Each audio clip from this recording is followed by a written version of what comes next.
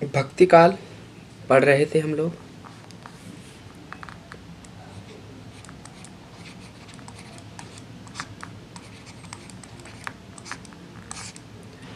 और भक्ति काल में जो है हम लोग कबीर के ऊपर बात कर रहे थे, है ना। कबीर के बारे में हमने थोड़ा सा जानने की कोशिश की थी और ज़्यादा बातचीत हमारी नहीं हुई थी, थोड़ी ही बातचीत हुई थी कबीर पे। खासकर हम कबीर की भाषा के बारे में बात कर रहे थे।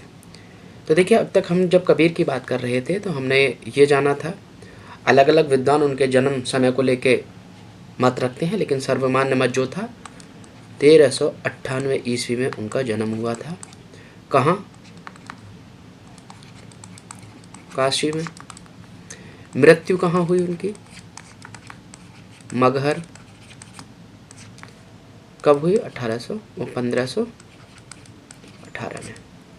1518 में उनकी मृत्यु हुई और जन्म हुआ 1398 ईस्वी में। मगहर के बारे में ये कहा जाता था, ऐसी मान्यता थी उस दौर में कि जो लोग काशी में जिनकी मृत्यु होती है उन लोगों को मोक्ष की प्राप्ति होती है, और जो मगहर में जिनकी मृत्यु मगहर में होती है उनको मोक्ष नहीं मिलता, बल्कि वो तो कबीर क्योंकि उन सारी परंपराओं को, उन सारी मान्यताओं को तोड़ने वाले हैं जो इस तरह की अंधविश्वास की ओर ले जाती थी। तो कबीर ने कहा कि अगर ऐसी बात है कि मगहर में मृत्यु होने के बाद मोक्ष नहीं मिलता तो ठीक है, हम चलते हैं मगहर। और उन्होंने अपने प्राण मगहर में ही जाके त्यागे थे, ऐसा विद्वान मानते हैं। दूसरी बात, कबीर के बारे में ये भी जाना कि उनके माता पिता, तो माता पिता का नाम मिलता है नीरू और नीमा, ये उनके माता पिता का नाम मिलता है। उनकी पत्नी का नाम था लोई, और उनके दूसरी पत्नी भी मिलती हैं रमजनिया। उनसे निहाल और निहाली अलग से एक पुत्री एक पुत्र की प्राप्ति, लेकिन लोग तो मानते हैं कि लोई ही उनकी एकमात्र स्त्री थी, है ना। और लोई से जो है कमाल और कमाली नाम से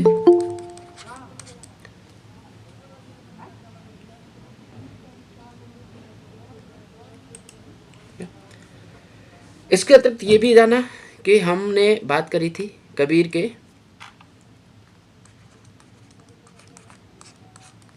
गुरु कौन थे।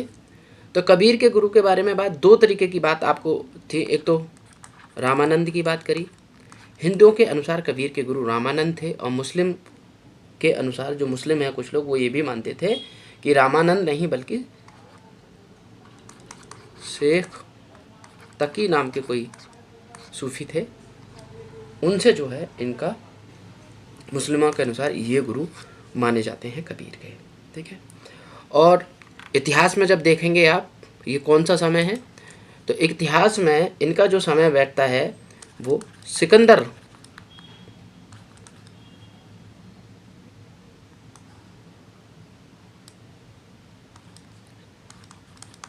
लोधी, है ना। सिकंदर लोधी जब भारत पे शासन कर रहा था, तब जो है कबीर माना जाता है कि सिकंदर लोधी के समकालीन थे, ठीक है। तो ये भी एक बार पूछ लिया गया था एग्जाम में कि किस राजा के समकालीन थे कबीर। तो कबीर का समकाल जो है पूरा सिकंदर लोधी के समय में माना जाता है कि वो सिकंदर लोधी के समकालीन थे, ठीक है।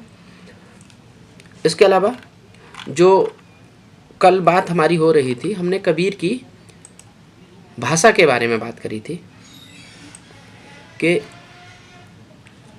क्योंकि भाषा को लेके अलग अलग विद्वान अलग अलग मत रखते हैं। और इसका कारण क्या था?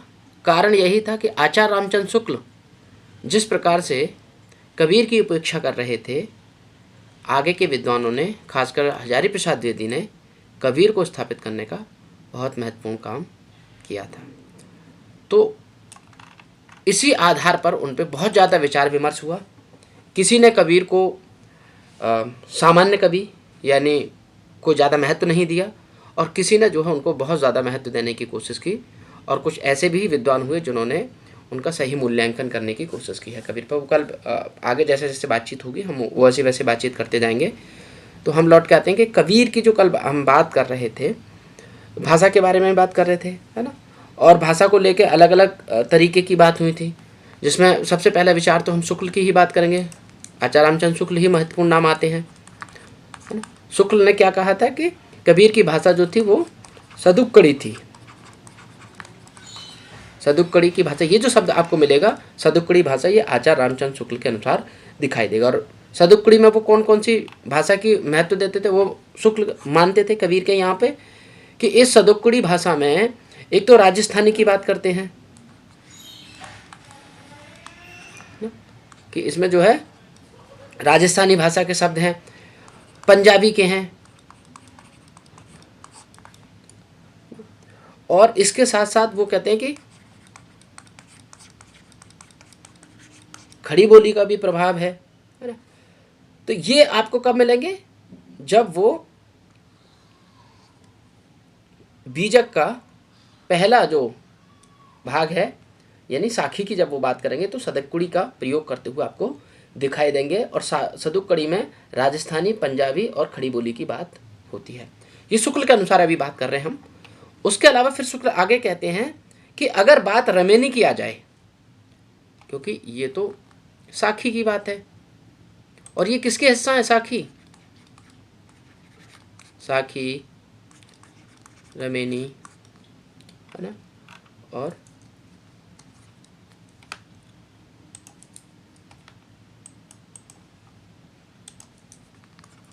शब्द, ये बीजक कबीर की जो रचनाएं हैं वो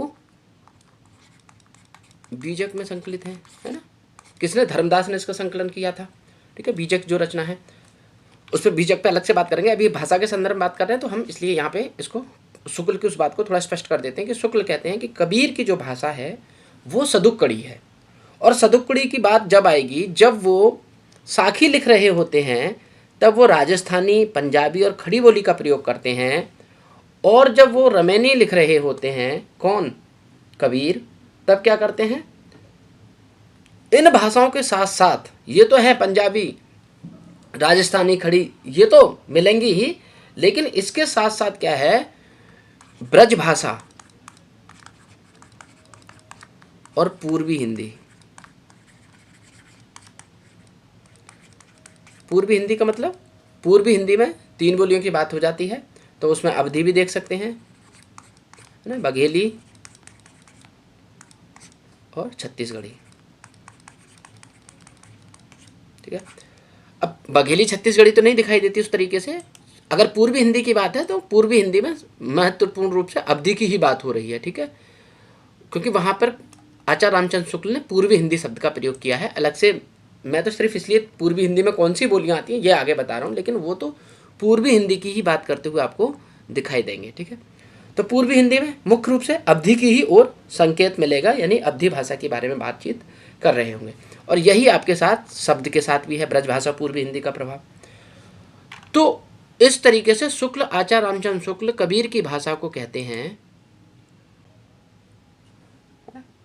तो ये जो सदुक्कड़ी भाषा है कबीर के अनुसार, शुक्ल के अनुसार कबीर की अलग तरीके की बात होंगी कि जब वो शब्द लिखेंगे तो 3 भाषाओं का प्रयोग करते हुए, 3 बोलियों का प्रयोग, राजस्थानी, पंजाबी और साखी में उनको राजस्थानी, पंजाबी और खड़ी बोली का रूप दिखाई देगा, ठीक है। तो आपको शुक्ल की इस बात पे ही ध्यान रखना है ज़्यादातर कि वे सदुक्कड़ी कहते हैं कबीर की भाषा को, है ना। इसके अलावा फिर किसकी बात आएगी, शुक्ल का ये विचार होने के बाद कबीर के संदर्भ में दूसरा विचार जो आएगा भाषा को लेकर, जो बहुत महत्वपूर्ण है, वो है आचार्य हजारी प्रसाद द्विवेदी का। और कौन सी चीज, ये शब्द याद रखिएगा, वाणी का डिक्टेटर, है ना। डिक्टेटर मतलब तानाशाह कहते हैं, हिटलर जैसे तानाशाह था वैसे ही, यानी वाणी का डिक्टेटर या वाणी के डिक्टेटर कौन है, कबीर के अनुसार, हजारी प्रसाद द्विवेदी के अनुसार कबीर, ठीक है। किसका विचार है ये कि वाणी के डिक्टेटर, तो ये हजारी प्रसाद द्विवेदी का विचार है, ठीक है। इस बात को थोड़ा सा ध्यान रखें, क्या है इस वाणी के डिक्टेटर का मतलब। तो वो यही कहना चाहते हैं आचार्य हजारी प्रसाद द्विवेदी कि जो कबीर हैं, है ना, कल भी लिखवाया था कि भाषा पर कबीर का जो प्रभाव है ना वो बहुत ज़बरदस्त है। भाषा पे पकड़ ऐसी है मानो कि वो जैसे चाहें शब्द का प्रयोग कर सकते हैं। यानी शब्द का अगर उन्हें जिस रूप में प्रयोग करना हो वो वैसे का वैसा प्रयोग कर सकते हैं। क्यों? क्योंकि उनको अपनी कोई भी बात कहलवानी है, जैसे चाहे वैसे कहलवा सकते हैं, भाषा का वैसे ही प्रयोग कर लेते हैं। बन जाए तो सीधे सीधे, वरना दरेरा मार कर। ये जो बात थी दरेरा यानी कोहनी मार के भी फिट कर देते हैं शब्द को। तो ये वाली बात आपको हजारी प्रसाद द्विवेदी की बात कहते हुए आपको दिखाई देंगे, है ना। उधर हमने कल बच्चन सिंह की भी बात की थी।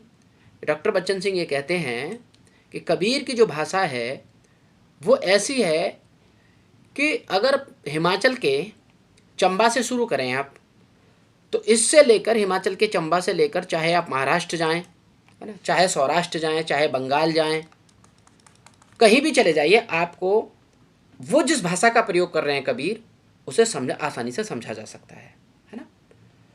और इसमें खड़ी बोली का भी पुट है, ब्रज भोजपुरी, ब्रज राजस्थानी, है ना, इस सब की बात करते हुए आपको दिखाई देंगे डॉक्टर बच्चन सिंह।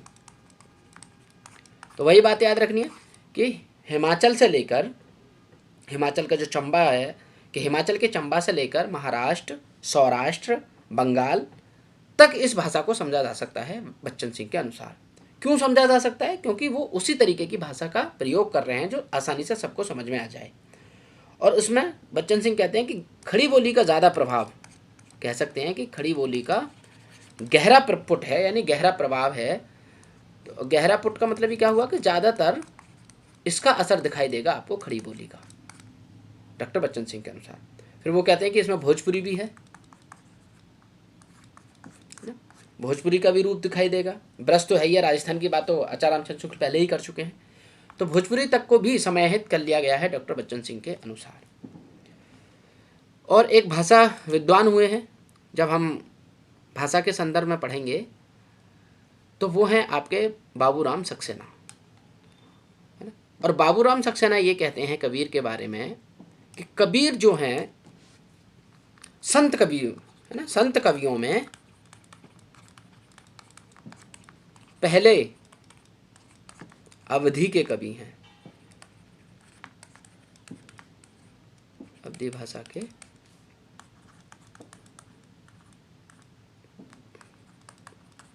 कवि हैं। कौन?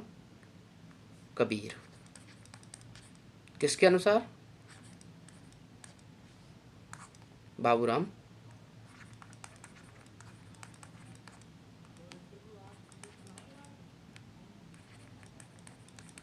सक्सेना, है ना। बाबूराम सक्सेना कहते हैं, ये भाषा विद्वान हैं, भाषा पे इनका बहुत बड़ा काम किया है इन्होंने। तो ये कहते हैं कि कबीर जो हैं वो अवधि के प्रथम संत कवि माने जा सकते हैं। पहले कवि के रूप में अगर अवधि का संत कोई कवि है तो वो कबीर ही हैं, और ऐसा कौन मानते हैं? बाबूराम सक्सेना कहते हैं। ठीक है। इसके अतिरिक्त कल ये भी बात हुई थी कि जो कबीर की भाषा है, पंचमेल खिचड़ी का भी प्रयोग आपको दिखाई देगा।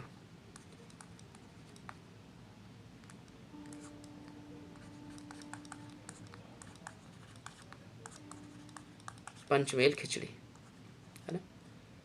पंचमेल खिचड़ी किसने कहा? बहुत महत्वपूर्ण है ये भी भाषा के संदर्भ में। तो आपको या तो सदुक्कड़ी भाषा का प्रयोग दिखाई देगा कहीं पे। सदुक्कड़ी भाषा किसने कहा कबीर की भाषा को? सदुक्कड़ी भाषा की बात कौन करते हैं?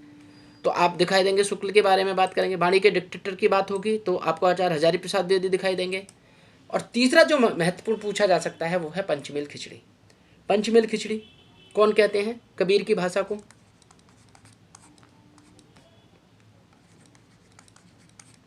श्याम सुंदर दास। श्याम सुंदर दास ने कबीर की भाषा को पंचमेल खिचड़ी माना। पंचमेल का मतलब क्या हुआ? यानी 5 भाषाओं का उसमें मिश्रण है, 5 भाषाएं मिलती हैं तब वो भाषा बनकर तैयार होती है कबीर की। और उन्होंने कहा कि ये खिचड़ी है। श्याम सुंदर दास कह रहे हैं कि जैसे खिचड़ी में चावल और दाल वाल डाल के बहुत सारी चीज़ें में डाल के जो खाना तैयार कर दिया जाता है जिसे खिचड़ी कहते हैं, कि वैसे ही कबीर की भाषा भी कई सारी भाषाओं से मिलकर बनी है, इसलिए वो खिचड़ी है। कौन कौन सी है? ब्रज, अवधि। अब हम बात कर रहे हैं श्याम सुंदर दास के अनुसार पंचमेल खिचड़ी में कि ब्रज, अवधि, पंजाबी, अरबी और फारसी, ये जो भाषाएं हैं, इन भाषाओं का क्या है कि फारसी के शब्दों का मिश्रण है ना, कि कबीर की भाषा पंचमेल खिचड़ी है जिसमें ब्रज, अवधी, पंजाबी, है ना, अरबी, फारसी के शब्दों का मिश्रण है। ये बात कहेंगे श्याम सुंदर दास, डॉक्टर श्याम सुंदर दास की बात आपको ध्यान में रखनी है कि श्याम सुंदर दास ने कबीर की भाषा को पंचमेल खिचड़ी कहा है। ठीक है, ये 4-5 कुछ विद्वान हैं जिनको आपको याद रखना ही होगा। तो आप कबीर की भाषा के संदर्भ में कौन कौन को याद रखेंगे?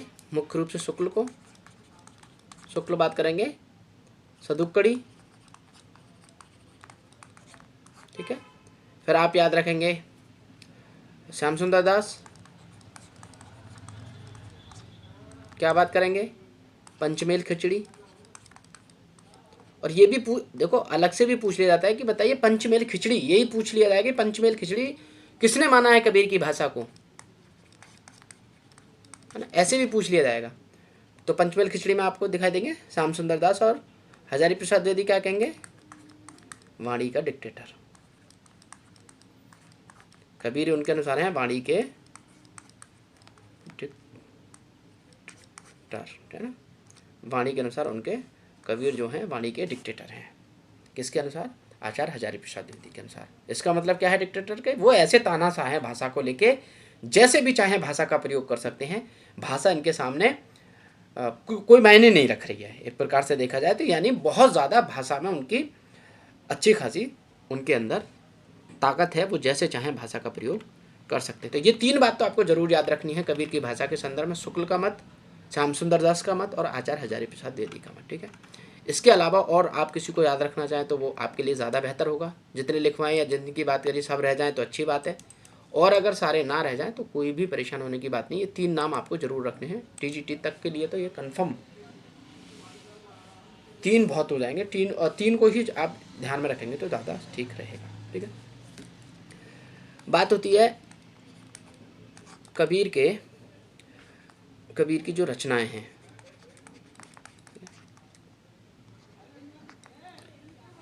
कबीर की रचनाओं के बारे में अलग अलग मत हैं विद्वानों के। किसी ने कहा कि इनकी रचनाएं 63 भी हैं, है ना, कोई कहते हैं कि नहीं ऐसा नहीं है। तो बस इतना याद रखेंगे आप, डॉक्टर नगेंद्र के अनुसार कबीर की रचनाएं कितनी हैं? 63। इन्होंने इनकी 63 रचनाओं की संख्या मानी है, और जिसमें वो कहते हैं कि 43 तो प्रकाशित हैं और 20 जो हैं आज तक हमारे सामने आई। तो आपको इतना याद रख लेना है बस कि डॉक्टर नगेंद्र ने बहुत ज़्यादा संख्याएं मान ली हैं, लगभग 63 रचनाएं कबीर की मानी हैं, जो कि और विद्वान कहते हैं कि ये उचित नहीं है, लेकिन क्योंकि नंबर डॉक्टर नगेंद्र ने कहा है कि वो 63 रचनाएं, तो आप ध्यान में रख सकते हैं कि 63 रचनाओं की बात करते हुए आपको दिखाई देंगे डॉक्टर नगेंद्र। लेकिन ये नहीं पूछे जाएंगे कि इसमें 63 कौन कौन सी रचनाएं, ठीक है, बिल्कुल भी नहीं पूछे जाएंगे। नाम वैसे चाहो तो मैं बता सकता हूँ कि वो कहते हैं अगाध मंडल है, जैसे कबीर की बानी या ब्रह्म निरूपण, अक्षरखंड रमेनी, ऐसे उनके बहुत सारी, विवेक सागर, ज्ञान सागर, हंस मुक्तावली, तो नाम तो बहुत सारे, उनका कोई मतलब भी नहीं है ना, उनका कोई महत्व तो नहीं है फिलहाल। तो हम आएंगे मुख्य रचना की तरफ, और वो कौन सी है कबीर की? सभी जानते हैं, बीजक। सबसे महत्वपूर्ण रचना यही मानी सारे विद्वानों ने कि यही उनकी सबसे ऑथेंटिक रचना है। ये जो रचना है धर्मदास बीजक, ये किसने संकलित की? तो इसके संकलन करता या जो इनको इकट्ठा कर रहे थे। ठीक है, तो संकलन करता थे बीजक के धर्मदास। और धर्मदास कौन है? धर्मदास हैं कबीर के शिष्य। ठीक है, धर्मदास। ठीक है, धर्मदास ने जो है बीजक, ये है रचना, संकलन किया है। संकलन का मतलब आप समझते हैं ना, बहुत सारी अलग अलग पड़ी हुई सामग्री को एक साथ उठा के कहीं रख देना, वही है संकलन, है ना। जो बिखरी हुई पड़ी थी रचना, उन्हें सारी चीज़ों को उठाकर एक जगह स्थापित कर देने का काम बीजक इस रचना में किया। किसके द्वारा? धर्मदास के द्वारा। और ये धर्मदास कौन थे? तो ये शिष्य थे किसके? कबीर के। ठीक है, तो कबीर के शिष्य होने के नाते ही, और ये जो बीजक है कबीर के जीवन काल में ही हम उनके सामने आ गया था। क्यों? क्योंकि 1518 में मृत्यु होती है कबीर की, और बीजक का समय कब है? कब संकलित की गई? 1464 ईस्वी में। तो अब आप देखिए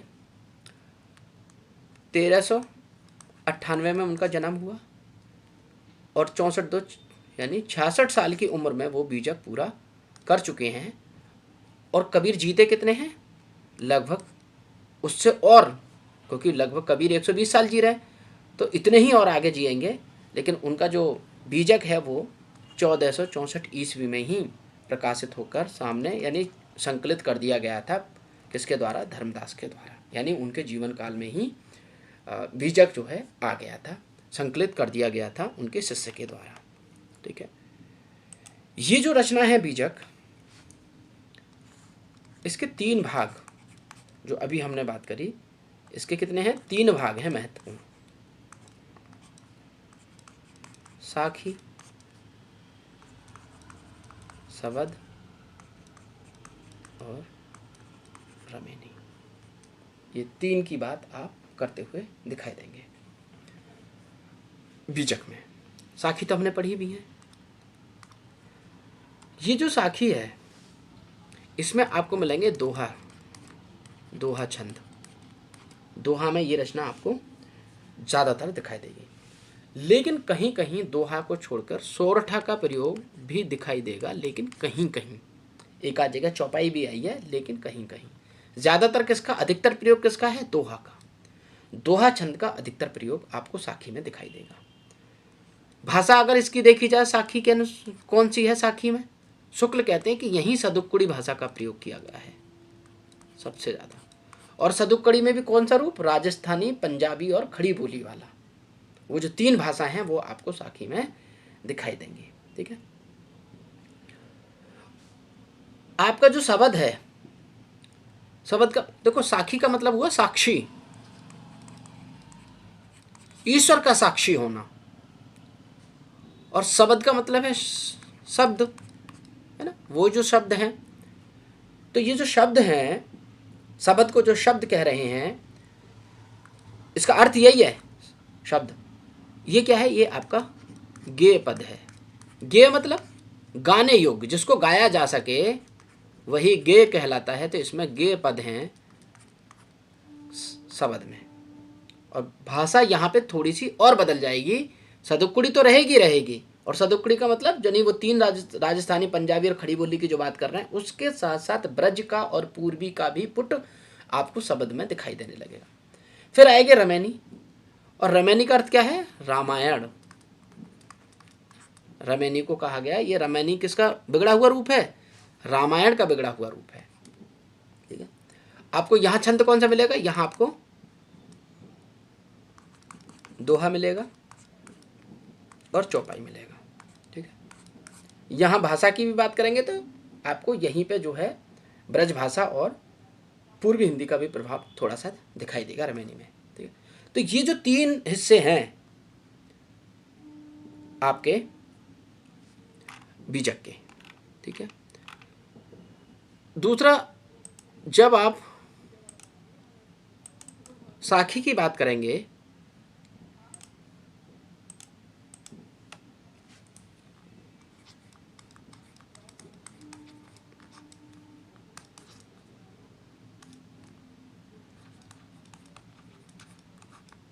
साखी की जब बात करेंगे तो देखिए, साखी में जब हम पढ़ रहे थे, आप लोगों ने अगर उसको ध्यान दिया हो उस पर, तो इसमें जो अंग कहते हैं ना, गुरु को अंग, है ना, गुरुदेव को अंग, आवेड़ों को अंग, ऐसे करके अंग मिलते हैं उसमें।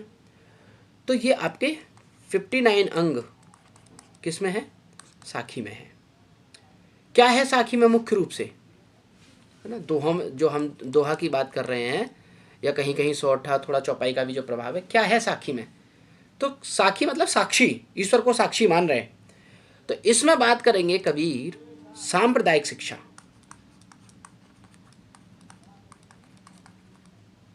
सांप्रदायिक शिक्षा मतलब कि एक प्रकार से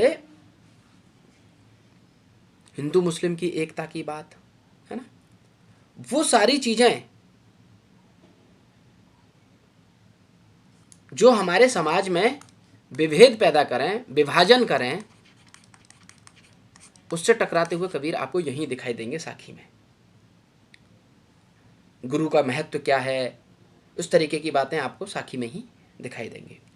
ठीक है, तो आपने पढ़ा भी है पहला अंग, तो गुरुदेव को, इसमें को ना बड़े ऊ की मात्रा के साथ बनाया गया है, गुरुदेव को अंग, ये पहला अंग आपको दिखाई देगा जब साखी पढ़ेंगे। और अंतिम अंग में कहते हैं वो, जो हम अंत तक पहुंच नहीं पाए थे, पढ़ा भी नहीं था, पूरा नहीं था, अविहड़ अंग, अविहड़ को अंग। ठीक है, इस तरीके के आपको 59 अंग उसमें दिखाई देंगे।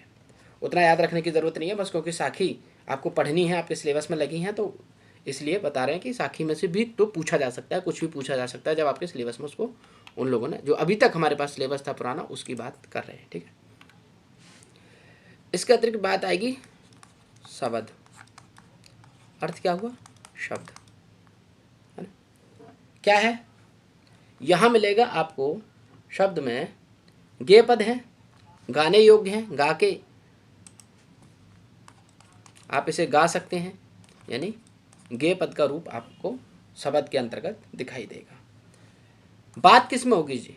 यहाँ, तो यहाँ बात होगी माया, जगत माया है, यानी माया की बात होगी, जीव की बात होगी, ब्रह्म की बात होगी। यानी आप कह सकते हैं कि माया, जीव, ईश्वर, ब्रह्म, इस सब से संबंधित विचार अगर आपको कहीं मिलते हैं तो वो शब्द में मिलेंगे कबीर के यहाँ पर। भाषा तो वही सदुक्कड़ी, उसके अतिरिक्त यहाँ पर पूर्वी और ब्रज भाषा का प्रयोग आपको शब्द में और रमैनी में ही मिलेगा। ठीक है, इसको ध्यान रखिएगा। आचार्य रामचंद्र शुक्ल के अनुसार वो कहते हैं कि जब शब्द और रमैनी देखेंगे तब आपको ब्रज और पूर्वी भाषा का प्रभाव भी दिखाई देगा। ठीक है, और तो आपको ये शब्द कितने हैं? ये लगभग 23, 23 अंग जो हैं शब्द में आपको दिखाई देंगे। फिर आएगी रमैनी। सबसे महत्वपूर्ण अगर कोई हिस्सा है कबीर की रचनाओं का बीजक में, तो वो रमैनी में ही है।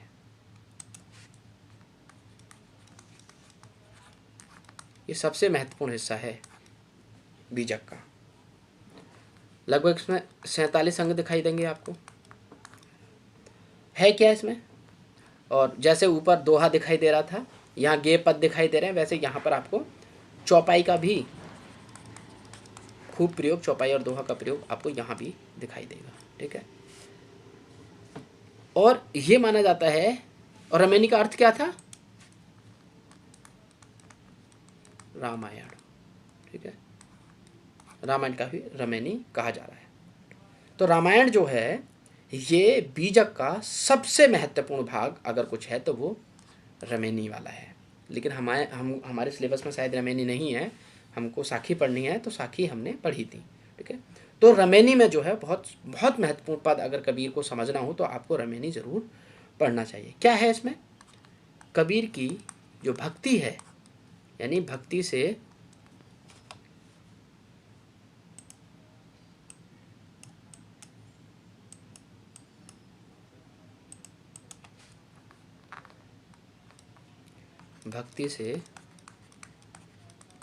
संबंधित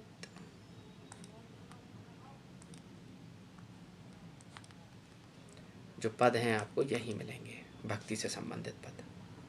ठीक है, भाषा में आपको पूर्वी और ब्रज का प्रभाव भी रमेनी में दिखाई देगा, उन 3 अन्य भाषाओं के साथ साथ जो हम पहले साखी में देख रहे थे, राजस्थानी, पंजाबी और खड़ी बोली का प्रभाव के साथ साथ यहाँ पे आपको ब्रज और पूर्वी हिंदी, ये शुक्ल के अनुसार वाली पूरी बात आपको दिखाई देगी। ठीक है, तो यही जो है कबीर की रचना के संदर्भ में बात है। बीजक को आपको जरूर याद रखना है, बिल्कुल नहीं भूलना है। 3 भाग हैं, पहले भाग में क्या है, दूसरे में क्या है, तीसरे में क्या है, ये भी बताया गया है ना। कि साखी आपकी साक्षी है, शब्द जो है आपके शब्द हैं, रमेनी जो है आपकी रामायण है। ठीक है, उस तरीके से आपको ध्यान में रखना होगा। बात करते हैं हम कबीर के ऊपर क्या आता है। तो कबीर के संदर्भ में पूछा जाएगा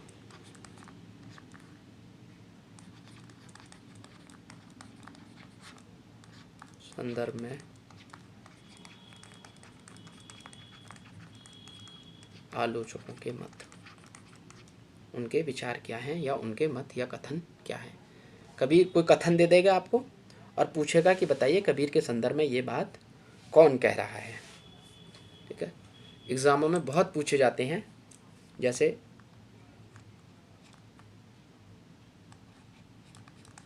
भाषा बहुत परिष्कृत, भाषा बहुत परिष्कृत और परिमार्जित न होने पर भी कबीर की उक्तियों में कहीं कहीं, अब देखो शुक्ल की ये बात आपको कहीं कहीं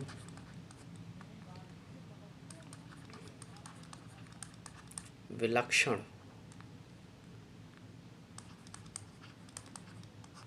प्रभाव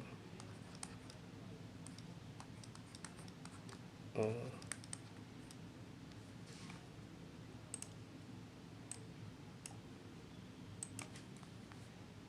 चमत्कार है। कौन है ये? हैं आचार्य रामचंद्र शुक्ल। क्या कह रहे हैं देखो,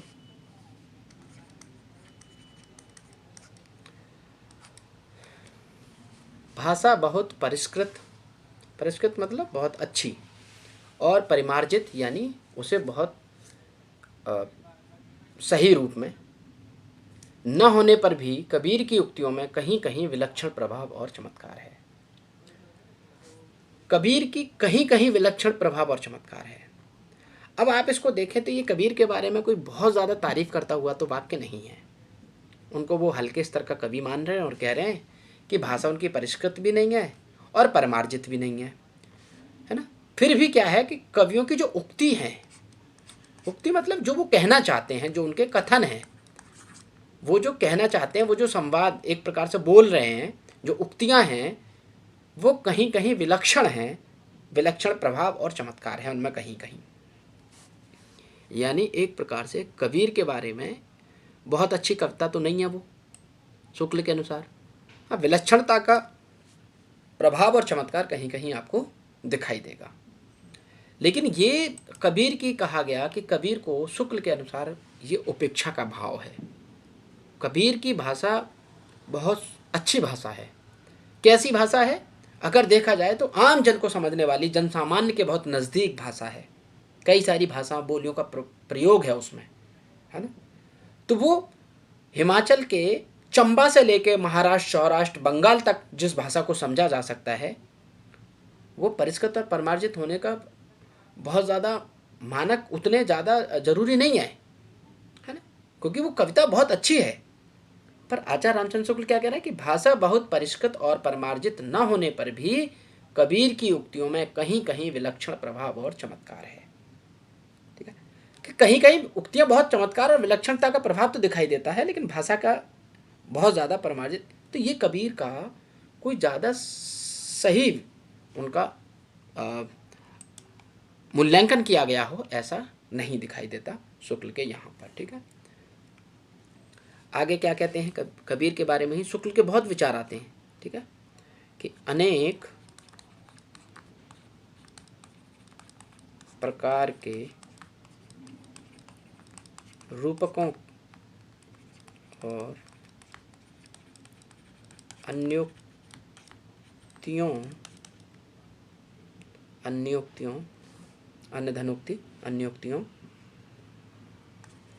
द्वारा इन्होंने ज्ञान की बातें कही हैं जो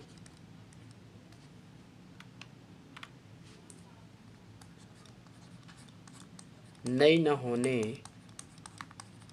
पर भी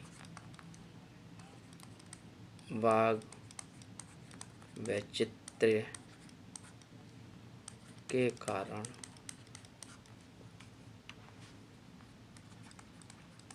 अनपढ़ लोगों को चकित किया करती थी या करती हैं। ठीक है, अब क्या कह रहे हैं, ये भी जो है आपका शुक्ल का ही विचार है।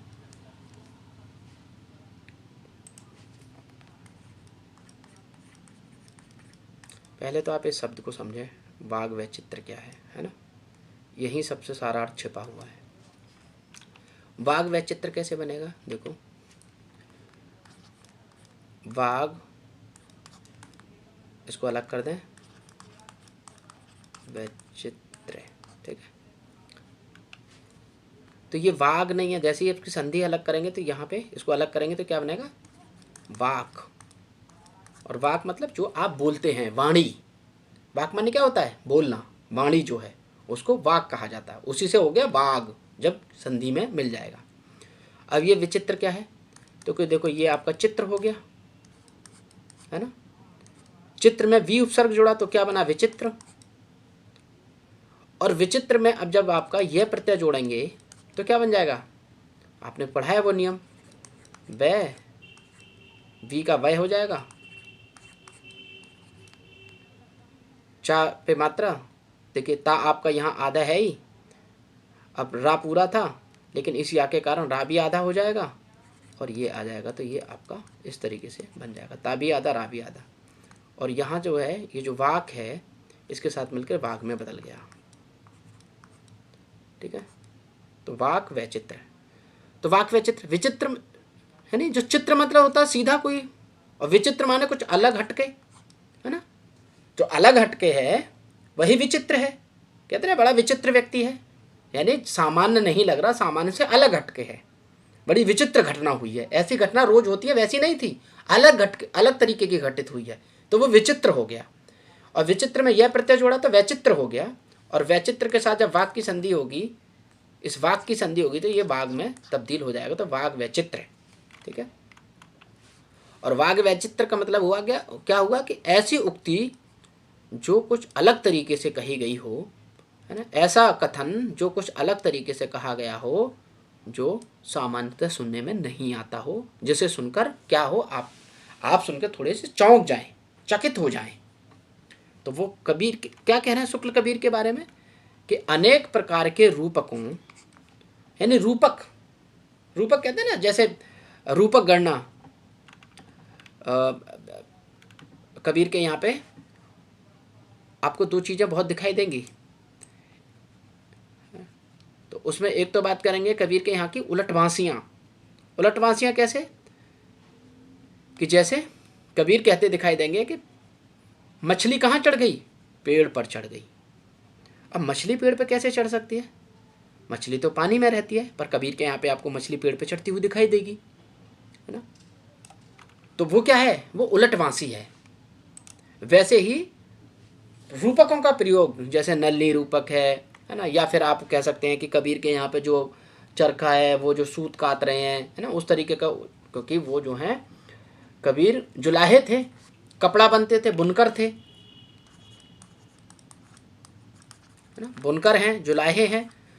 तो आपको बुनकर जीवन से संबंधित जितनी भी चीज़ें हैं उनके प्रतीक आपको यहाँ पर दिखाई देंगे, उनके रूपक आपको यहाँ पर दिखाई देंगे। ठीक है, कबीर के यहाँ पे।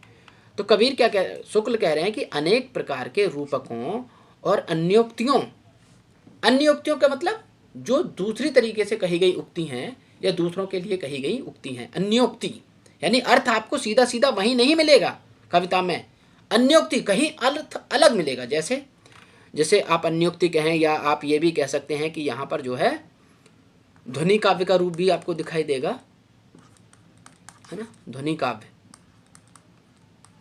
लिख जाओ,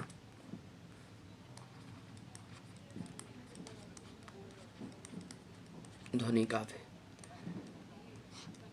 के माली आवत देख कर कलियां कहीं पुकार, फूली फूली चून लही कल हमारी बार। कि माली को आते हुए देखकर जो कली हैं वो पुकारती हैं। क्या पुकारती हैं? कि फूली फूली चुन लही, जो फूल बन गई हैं, जो अच्छी हैं कलियां, उनको आज चुन लिया गया है माली के द्वारा, कल हमारी बाल, कल हमको चुन लिया जाएगा। अब ये क्या है? माली को देख के, अब ये बात सीधी सीधी नहीं है, यहाँ अन्युक्ति है एक प्रकार से। क्या? कि मृत्यु, जीवन और मृत्यु का खेल ऐसा है कि ये जो मृत्यु है ना, जो यमराज आ रहे हैं, है ना, ये यमराज क्या है, आ जाएंगे जिनका जीवन पूरा हो चुका है, जो फूल चुके हैं ना पूरी तरीके से, जिनका जीवन पूरा हो चुका है वो आज चले जाएंगे, बाकी हैं जो कल चले जाएंगे। जिसका जो समय आना है वो उसी समय पे चला जाएगा। तो इस प्रकार का जब आपको प्रयोग दिखाई देगा, यानी अर्थ आपको सीधा सीधा वहां ना मिलके कहीं अन्य मिले, दूसरी जगह जब आपको कविता का अर्थ ढूंढना, उसी को अन्योक्ति कहते हैं ना। और ये वाली पूरी बहस कि समासोक्ति है कि अन्योक्ति है, पद्मावत जायसी का, ये पूरी बहस है ना। तो समासोक्ति का मतलब जो सामने है, सीधा सीधा अर्थ हो, अन्योक्ति का अर्थ वो जो छिपा हुआ अर्थ है, जिसे ढूंढ कर निकाला जाए, जो दूसरी जगह अर्थ ले जाता हो। तो वही कह रहे हैं कि अनेक प्रकार के रूपकों और अन्योक्ति द्वारा इन्होंने ज्ञान की बातें कही हैं, जो नई न होने पर भी वाग वैचित्र के कारण अनपढ़ लोगों को चकित किया करती थी। तो ये वाग वैचित्र कहा एक प्रकार से कि इनका बोलने का तरीका बड़ा विचित्र है, बात कहने का तरीका बहुत विचित्र है, कोई नई बात नहीं है, लेकिन उसको इस तरीके से घुमा फिरा के कहते हैं कि वो अनपढ़ लोगों को चकित करती है, पढ़े लिखे लोगों को चकित नहीं करती। इनका अर्थ तो एक प्रकार से यही है। और जैसे कि बात के विद्वान आप जानते ही हैं, सब लोग आज भी लोग मानते हैं कि पढ़ने वाले हमारे जितने भी साथियों ने बीए एमए किया है, तो कबीर आपको कितनी अपील करते हैं। जब आप कबीर को पढ़ते हैं तो कबीर की जो रचनाएं हैं, जो उनके दोहे हैं या उनके छंद हैं, उनका जो दोहा या छंद जो भी आप कह लें, वो आपको कितने सही लगते हैं। मतलब उनको पढ़ के आप कितने अपील करते हैं उनके साथ। जबकि और कभी आपको इतनी ज़्यादा आसानी से न याद भी रहते हैं और ना उतना ज़्यादा प्रभाव डालते हैं। कबीर का प्रभाव आपको बहुत डालता है सब पे, है ना। पढ़े लिखों पे तो बहुत प्रभाव पड़ता है कबीर का। ज़्यादातर जो यूनिवर्सिटियों में पढ़े हुए लोग हैं, विशेषकर जो आधुनिक शिक्षा जगत से पढ़कर आगे बढ़ने वाले लोग हैं, उन पे तो कबीर का बेहद प्रभाव पड़ता है। अगर कोई संत कबीर सबसे ज़्यादा प्रभाव डालता है तो वो कबीर ही आपको दिखाई देंगे। ऐसा सब मानते हैं, मैं नहीं कह रहा हूँ, बाकी विद्वान भी ऐसा ही मानते हैं। और मुझे भी लगता है कि कबीर बहुत ज़्यादा प्रभाव डालते हैं। कबीर को जब पढ़ते हैं तो आपको आनंद लगता है, आज के समय के रिलेवेंट चीज़ें दिखाई देती हैं उनमें। ठीक है, तो ये शुक्ल का विचार भी आपको याद रखना है। दूसरा ये भी पूछ लिया जाएगा, ये भी बहुत महत्वपूर्ण, कई बार पूछा गया है एग्जाम में। उन्होंने किसने? कबीर ने। कौन कह रहा है? शुक्ल कह रहे हैं उनके बारे में कि उन्होंने भारतीय ब्रह्मवाद के साथ सूफियों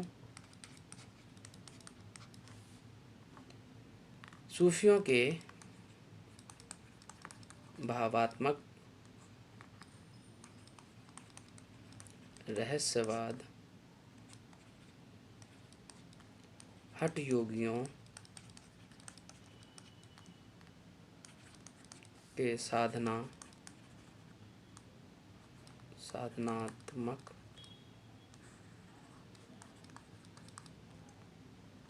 रहस्यवाद और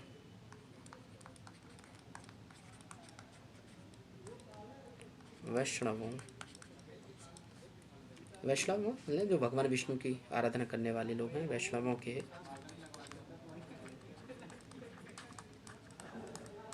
अहिंसावाद तथा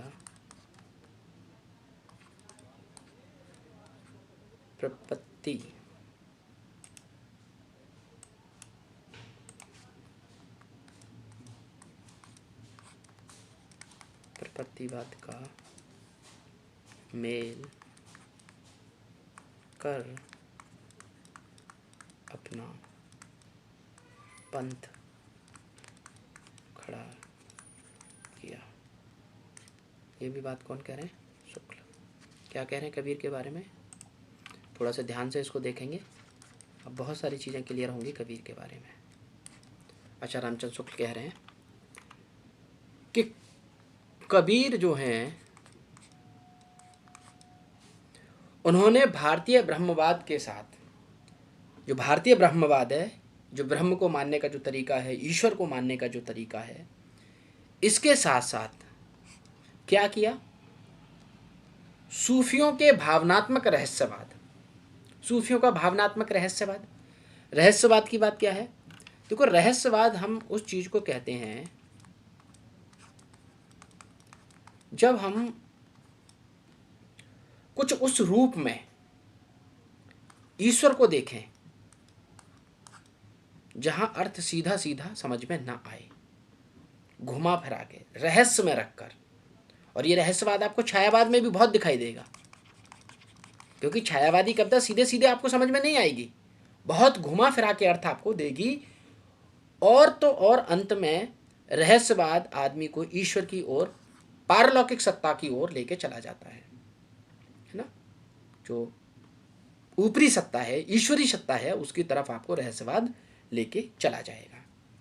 ठीक है, तो वो क्या कह रहे हैं कि ब्रह्मवाद के साथ सूफियों के भावनात्मक रहस्यवाद। सूफियों का भावनात्मक रहस्यवाद क्यों है? क्योंकि सूफियों के यहाँ पर भावनाओं का खेल है। कैसे खेल है भावनाओं का? देखिए, जब आप पद्मावत पढ़ेंगे उसमें क्या है? प्रेम है। प्रेम किसका विषय है? भावनाओं का विषय है ना। भावनाओं का कारण है ना प्रेम, और भावनाओं के माध्यम से, प्रेम के माध्यम से ही ईश्वर को प्राप्त किया जा रहा है। तो पद्मावती क्या है? पद्मावती प्रेम का है और यही ईश्वर का रूप है। और रतन सेन आत्मा का रूप है, और आत्मा किससे? ईश्वर से प्रेम कर रही है।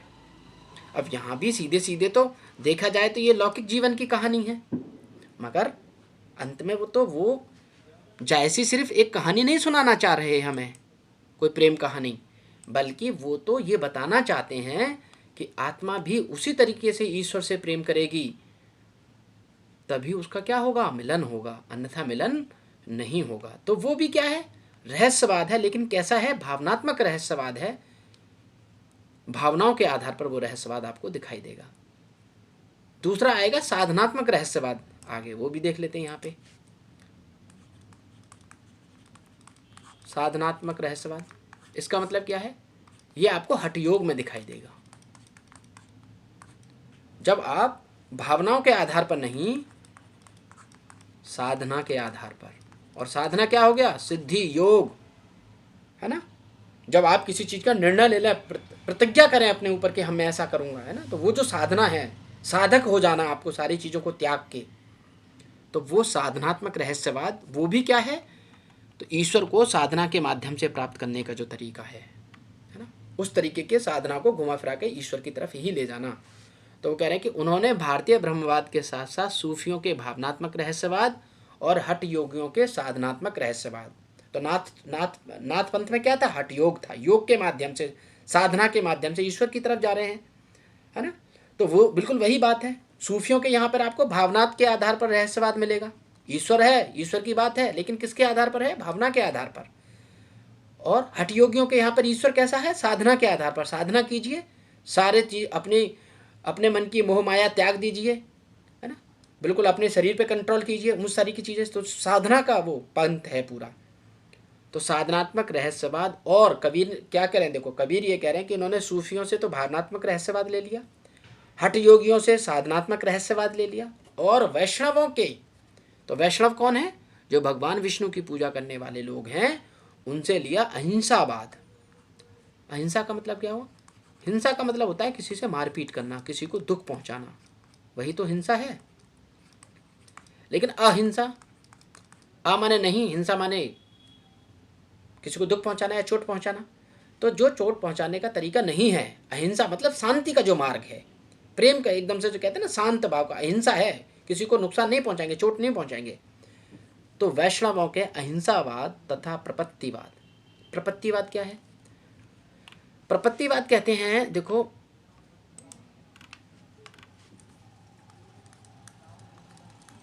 प्रपत्ति कहते हैं अपने आप को, यानी अपने आप को, या कह सकते हैं स्वयं को, जब भक्त कवि क्या करे, भक्त जब ईश्वर की शरण में खुद को छोड़ दे, यानी प्रपत्तिवाद, यानी एक प्रकार से सारा कारण, प्रपत्ति का मतलब होता है कारण, हर चीज का कारण कौन है? ईश्वर। और अगर ईश्वर ही हर चीज का निमित्त है, हर चीज का कारण है, ईश्वर ही सब कुछ है, तो फिर हमको अंत में क्या करना चाहिए? खुद को ईश्वर की शरण में छोड़ दो। ईश्वर जैसे रखना चाहे वैसे रख लेंगे, वैसे हमारा जीवन कट जाएगा।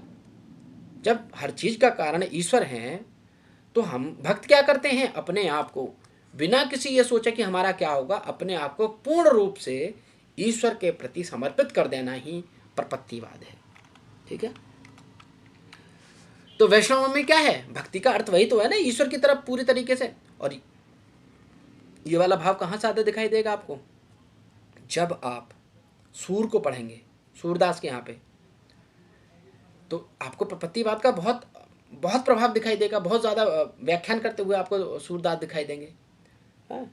मेरो मन अनंत कहाँ सुख पावे, उड़ जहाज को पंछी पुनः जहाज पे आवे, है ना। अनन्य भक्ति वाला जो भाव है कि ईश्वर की, मैंने अपने आप को पूरी तरीके से, या फिर आप उसको पढ़िए, तुलसीदास जी को पढ़िए, क्या कहते हैं कि मैं तो एक कुत्ता हूँ राम का, और उन्होंने मेरी गर्दन में क्या है? जंजीर डाल दी है। वो जिधर चाहें, अपनी जिधर वो जंजीर खींचेंगे, उस रस्सी को खींचेंगे, मैं तो राम का कुत्ता हूँ, उनके पीछे पीछे चलाऊंगा।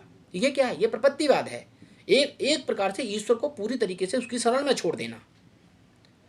तो शुक्ल कह रहे हैं कि वैष्णवों के अहिंसावाद तथा प्रपत्तिवाद का मेल कर अपना पंथ खड़ा किया। ये सारी चीज़ें जब कबीर ने उठा ली, तो इन सारी चीज़ों से कबीर का जो पंथ है वो आपको दिखाई देगा कि वहाँ पर जो है भारतीय ब्रह्मवाद के साथ सूफियों का भावनात्मक रहस्यवाद भी है, हठ योगियों का साधनात्मक रहस्यवाद भी है, वैष्णवों का अहिंसा और प्रपत्तिवाद भी है। ये सारी चीज़ें मिलकर कबीर के पंथ में आपको दिखाई देंगे, ऐसा आचार्य रामचंद्र शुक्ल का मानना है। ठीक है, इस बात को भी जरूर याद रखिएगा, एग्जाम में कई बार ये आया है।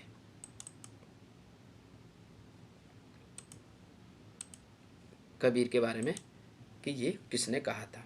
ठीक है। एक ये भी पूछा गया, शुक्ल क्या कहते हैं? उनको उतना बड़ा कवि नहीं मानते शुक्ल। वो कहते हैं कि प्रतिभा उनमें प्रखर थी, इसमें संदेह नहीं। कबीर को कह रहे हैं शुक्ल, आचार्य रामचंद्र शुक्ल, कि इसमें कोई दो राय नहीं है, कोई मत नहीं है कि प्रतिभा उनमें प्रखर थी, कि उनमें जो प्रतिभा है वो तो बहुत थी, इसमें संदेह नहीं है। पर वो बहुत बड़े कवि या उस तरीके के नहीं है जैसा होना चाहिए। यानी प्रतिभा का तो बहुत प्रशंसा की है कि प्रतिभा तो थी उनमें, पर कवि जिस तरीके के होने, बड़ा कवि जैसा होना चाहिए वो नहीं थे। जबकि रामस्वरूप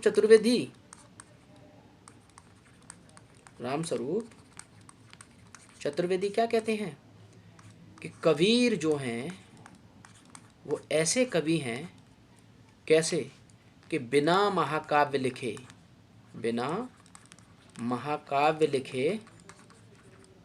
महाकवि हैं वो। तो उन्होंने ठीक है कोई महाकाव्य नहीं लिखा, मगर फिर भी वो महाकवि हैं। उनके फुटकल पद और दोहे ही मिलते हैं, मगर हम ये कह सकते हैं कि दोहे लिखकर ही वो महाकवि बन गए, बेशक उन्होंने महाकाव्य नहीं लिखा हो। और शुक्ल तो एक प्रकार से बहुत बड़ा कवि उनको स्वीकार नहीं ही करते हैं, इसीलिए वो कहते हैं कि प्रतिभा उनमें प्रखर थी, इसमें संदेह नहीं। प्रतिभा की बात वो करते हुए दिखाई देंगे कबीर के बारे में। और ये सारी चीज़ें आप अगर आचार्य रामचंद्र शुक्ल का इतिहास पढ़ेंगे तो वहाँ पे आपको बहुत अच्छे से ये सब मिलेगा। आप एक बार जरूर आचार्य रामचंद्र जो आपके सिलेबस में लगा हुआ है कम से कम वो तो आप शुक्ल का एक बार इतिहास पे रीडिंग मारिएगा, जरूर देखिएगा, ठीक है। फिर कहते हैं शुक्ल उनके बारे में, कबीर ने अपनी झाड़ फटकार के द्वारा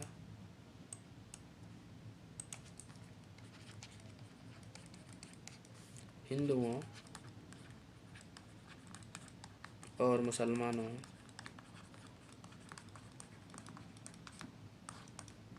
का कट्टरपन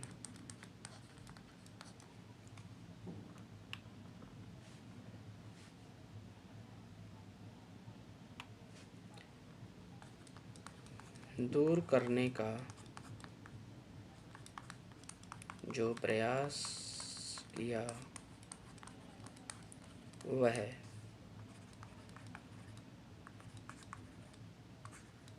अधिकतर चिढ़ाने वाला सिद्ध हुआ, है ना। आगे भी एक और लाइन रख सकते हैं कि हृदय को स्पर्श करने वाला नहीं, ठीक है। कि ये जो भी हिंदू और मुसलमानों का कट्टरपन है उस पर जो अपनी झाड़ फटकार लगाते हैं, लोगों को जो डांटते हैं, वो कि कहते हैं ना कबीर कि कांकर पत्थर जोड़ के मस्जिद ली बनाए, तापे मुल्ला बांग दे बहरा होए खुदाए। कि आपने जो ये ईंट पत्थर से जो मस्जिद बना ली है और उसमें मुल्ला खड़े होकर आजान दे रहा है, क्या इससे ईश्वर बहरा हो गया है? यानी आप ईश्वर को अपने अंदर खोज ही नहीं रहे। या फिर वो कहते हैं कि पाथर पूजे हरी मिले तो मैं पूजूं पहाड़, तासे चाकी भली जो पीस खाए आहार। कि उससे तो चक्की भली है घर में पत्थर से बनी हुई, जिससे हम आहार पीस के खा लेते हैं, उस पत्थर को पूजने से क्या है। तो ये क्या था, ये एक प्रकार से डांट फटकार वाला काम उन्होंने हिंदू और मुसलमानों के कट्टरपन को दूर करने का काम पूरा किया था। तो उसी को शुक्ल कहते हैं कि इससे जो है ये चिढ़ाने वाला है, हृदय को स्पर्श करने वाला नहीं है। लेकिन ये जो विचार है ये आचार्य रामचंद्र शुक्ल का है और अन्य विद्वान ऐसा नहीं मानते। और जाहिर सी बात है, चिढ़ाने वाला विचार क्यों लगता है, वो चिढ़ाने से ज़्यादा क्या है, एक प्रकार से देखा जाए तो सारी चीज़ें ऐसे नहीं समझ में आती। कभी कभी बड़ी मुश्किल से चीज़ों को समझाया भी जाता है, लोग सीधा सीधा नहीं समझते, इसलिए कभी कभी ऐसी भाषा का प्रयोग भी करना पड़ता है चीज़ों को समझाने के लिए। तो ये तर्क बुद्धि पे ज़्यादा प्रभाव डालती हैं, हृदय पे प्रभाव डालने से ज़्यादा जो कबीर की कविता है। तो आचार्य रामचंद्र शुक्ल यही कहेंगे कि इसको ध्यान में रखना है कि ये जो कबीर हैं अपनी झाड़ फटकार से हिंदू और मुसलमानों का कट्टरपन दूर करने का प्रयास कर रहे हैं। जो किया है वो चढ़ाने वाला है, हृदय को स्पर्श करने वाला नहीं है। और हृदय स्पर्श की बात वो कहाँ पे ज़्यादा देखेंगे, ये आपको मिलेगा उनके यहाँ तुलसी के विचार में। तुलसी उनके केंद्र में। असल में शुक्ल ने, आचार्य रामचंद्र शुक्ल ने कबीर को जो तुलना की या कबीर को जो कवि आधार पर देखने का प्रयास किया, वो तुलसी उनके मानक थी। वो सोचते थे कि जैसे आचार्य रामचंद्र शुक्ल ये मानते थे कि जैसे तुलसी ने रामचरितमानस या ऐसा काव्य लिखा है, कवियों को वैसा कवि होना चाहिए। तो क्योंकि अब उनके मानक क्या थे, तो उनके मानक थे तुलसी। अब तुलसी जैसा अलग विचार है, तो कबीर का विचार अलग है, वो एक जैसे कैसे हो सकते हैं, है ना। तो उसी आधार पर, उस मानक के आधार पर विद्वानों ने कहा कि तुलसी की कविता के आधार पर वो कबीर की उपेक्षा कर गए।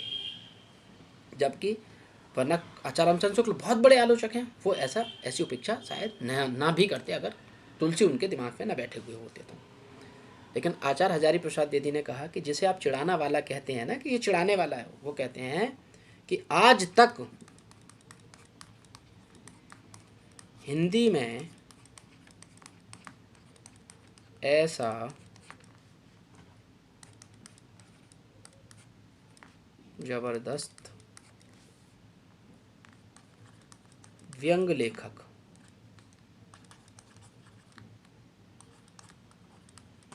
नहीं हुआ। कबीर की तरह व्यंग करने वाला आज तक ऐसा कोई लेखक पैदा नहीं हुआ। ऐसे व्यंग्यकार थे वो। ये कहते हैं हजारी प्रसाद द्विवेदी। किसके बारे में? कबीर के बारे में। कबीर के हजारी प्रसाद द्विवेदी के अनुसार कबीर जैसा व्यंग्यकार आज तक हिंदी में पैदा नहीं हुआ। उनका व्यंग्य ऐसा है मानो एक बार अगर किसी पे पढ़ने या बोल दें तो तिल मिलाकर आदमी रह जाता है। ठीक है, आज के लिए इतना ही। कबीर पे फिर कल और बात करेंगे, एक दो